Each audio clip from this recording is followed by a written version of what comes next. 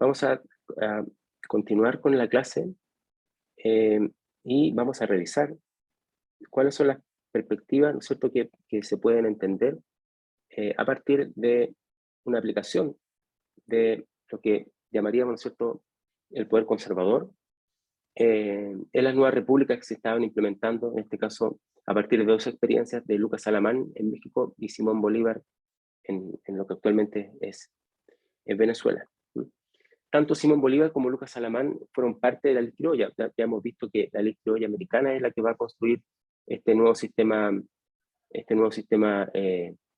político, ¿no es cierto? Y ellos viajan a Europa en el siglo XVIII y también durante las primeras décadas del siglo XIX, también a los Estados Unidos, y pueden mirar digamos, in situ, cómo se iba instalando un sistema republicano en el caso evidentemente de los Estados Unidos, como ocurre, ¿no es cierto?, en Francia con el cambio de un sistema monárquico a un sistema que eventualmente iba a ser republicano, ¿no es cierto? Y también traen todas las ideas de la Ilustración que permiten, ¿no es cierto?, dar este salto de construir, de tener un sistema monárquico a construir un sistema republicano. Estaban convencidos y se convencen justamente a partir de esos viajes de que el único sistema posible para América Latina y de estas naciones que se estaban creando, ¿no es cierto?, en el siglo XIX era efectivamente el sistema republicano. Sin embargo, a diferencia de Madame Stel, Constant y Lucas Alamán, que nunca pudieron implementar realmente algunas ideas que ya hemos discutido en la clase anterior, que tienen que ver con esta idea del poder, digamos, conservador. Ellos sí intervinieron en los procesos legislativos porque al mismo tiempo que revisan estos sistemas políticos europeos, también son los que van a construir este sistema en América Latina. Tenemos dos ejemplos que me gustaría discutir hoy día. Uno, ¿no es cierto?, es la propuesta de Bolívar para una constitución en Venezuela en 1819, que se llama, ¿no es cierto?, la Constitución de Angostura. También va a ver la constitución de 1826 en una próxima clase. Y por el lado de Lucas Alamán, la constitución de 1836 en México, digamos, como dos, de alguna forma, experiencias de aplicación de las ideas conservadoras, post-revolucionarias francesas en el sistema político americano. Bien, la constitución de Angostura es llamada también una manera de instaurar una suerte de poder moral, que es lo que va a tratar de construir Bolívar, ¿no es cierto? Es justamente en esa constitución cuando Bolívar propone por primera vez crear una cuarta rama de gobierno, que va a ser esta noción asociada al poder moral. Bolívar, al parecer, sí tenía confianza en el sistema republicano, a pesar de que sus primeros indicios de construcción post-colonial, digamos, más bien fueron monárquicos. Sin embargo, no era ciego respecto de los problemas que podía traer el sistema, para él, desde su punto de vista, digamos, el sistema político republicano, ¿no es cierto? Y por eso, ¿no es cierto?, estaba interesado en que se hiciera un diseño que permitiera, ¿no es cierto?, evitar el gran problema que ellos consideraban como el problema fundamental de la implementación de estos cambios, ¿no es cierto?, que era el caos. Por lo tanto, había que ajustar de alguna forma el sistema como se había implementado en algunos países, particularmente en los Estados Unidos, pero también, ¿no es cierto?, con estas visiones, digamos, post-revolucionarias en Francia a la sociedad y la cultura hispanoamericana. Entonces, no es tan claro de que estos personajes trajeran los sistemas políticos, ¿no es cierto?, y implementaran sin más, sino que siempre estaban mirando de alguna manera cómo podía ser implementado en base a las realidades de América. Bolívar como creía, ¿no es cierto?, que no todos los hombres eran aptos para gobernar. Y esta es una noción que hemos discutido en la clase anterior respecto del poder conservador en Francia. Y que las instituciones perfectamente representativas no eran adecuadas al carácter, a las costumbres y a las luces actuales que, según él veía, tenía América Latina, ¿cierto? Al carácter y costumbre, es decir, a la identidad de América Latina, pero también a la costumbre donde algunos habían gobernado y otros habían sido los que habían sido, digamos, objeto de un poder, de un gobierno, ¿cierto? Y también respecto a lo que él llamaba las luces actuales, es decir, a la formación educativa, a la formación cultural de los hispanoamericanos. En este discurso, Bolívar afirmaba que la naturaleza hace a los hombres desiguales, en género, temperamento, fuerza y caracteres. Las leyes corrigen esta diferencia porque colocan al individuo en la sociedad para que la educación, la industria, las artes, los servicios, las virtudes, le den una igualdad ficticia, propiamente llamada política y social. Es decir, al igual que los post-revolucionarios franceses, pensaba que la naturaleza es en sí misma desigual, o sea, no todas las personas son iguales. Tanto, como dice ahí, educación, en capacidad industrial, o decir, de trabajo,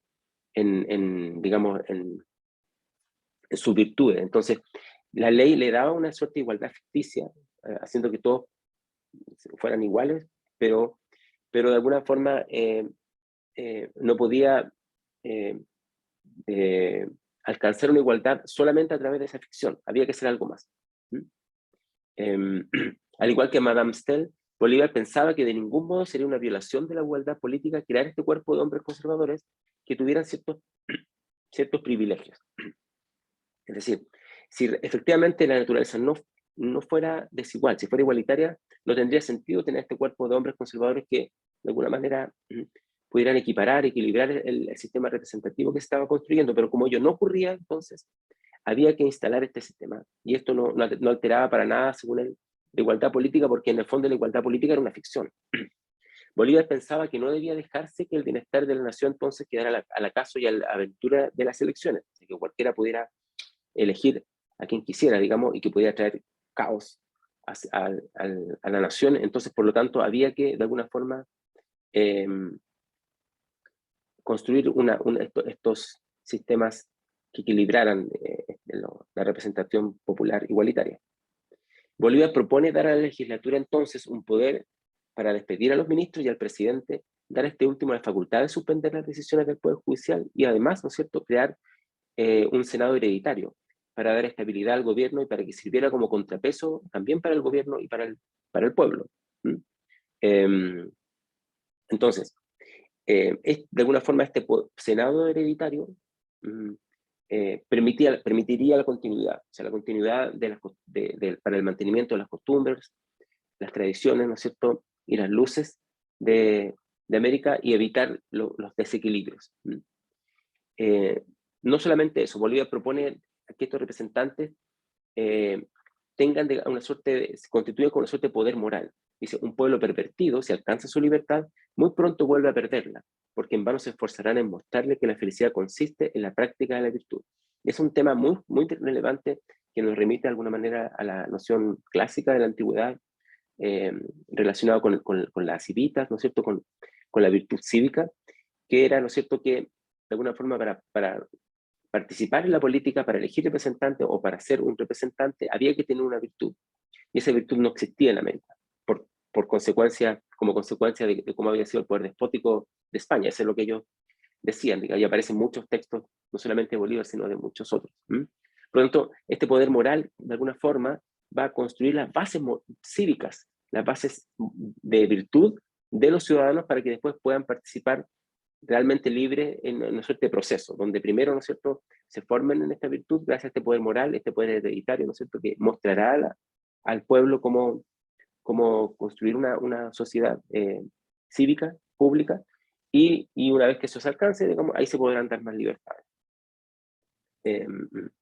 Bolívar entonces siguió el diseño de Constant en cuanto a añadir un poder adicional, ¿no es cierto?, este poder moral, pero en lugar de utilizarlo para proteger la libertad individual, como parecía en Constant, lo hizo responsable de todo lo que tenía que ver con la educación, la virtud y la moralidad, porque la educación, la virtud y la moralidad es lo que va a construir, ¿no es cierto?, a un verdadero ciudadano. Para Bolívar la libertad no era suficiente, no bastaba con tener la posibilidad, por ejemplo, de elegir o ser elegido, que era o la libertad de prensa, etcétera, sino también el pueblo tenía que ser virtuoso, y esa virtud solamente se podía construir gracias a este poder moral. El segundo experimento que me gustaría comentar, ¿no es cierto?, tiene que ver con Lucas Alamán, probablemente uno de los intelectuales más brillantes del siglo XIX, no solamente en México, también en otras, si uno considera Hispanoamérica en su conjunto. Al igual que otro, ¿no es cierto?, alemán, introdujo la idea de un supremo poder conservador en el Congreso que se reunió en 1835 para hacer reforma a la Constitución en México. Propone al Congreso entonces un poder que sería neutral, este poder conservador, con la facultad de despedir al presidente, a los ministros y a la Asamblea Legislativa. Neutral porque no obedecería a los designios de las votaciones, a la representación popular. Está por sobre eso. Es una cámara, es una una tercera cámara, o dependiendo de lo que estemos hablando, o segunda cámara, que puede despedir al presidente, a los ministros que son nombrados por el presidente, y también, ¿no es cierto?, disolver la Asamblea Legislativa, que son el poder también representativo desde el punto de vista de la Cámara, de los Congresos. Entonces, si la gente elige al presidente y elige el presidente a su ministro, si la gente o el poder popular elige, ¿no es cierto?, a la soberanía popular a los representantes en el Congreso, este poder neutral de alguna manera contrapesa los posibles, comillas, errores que puedan cometer según esta perspectiva los ciudadanos al elegir a personas que no sean aptas o que puedan traer un caos. Este poder conservador, entonces, era necesario para acabar con la era de las revoluciones, la era de las revoluciones que era el siglo XVIII, ¿no? Y era, digamos, desde el punto de vista de alguien de principios del siglo XIX, una cosa muy compleja que tenía que ver con la Revolución Francesa, con la propia revolución llamada, ¿no es cierto?, de la independencia de los Estados Unidos, en fin, y varias otras que están ocurriendo y van a ocurrir, de hecho, a lo largo del siglo XIX. Y además, ¿no es cierto?, acabar con esta incertidumbre y este desequilibrio de poderes, ¿no es cierto?, iba a ser posible también, ¿no es cierto?, a partir de encontrar un punto de alguna forma medio entre el poder legislativo, el ejecutivo, ¿no es cierto?, que eran nombrados por la soberanía popular, y este poder neutral que de alguna forma los controla.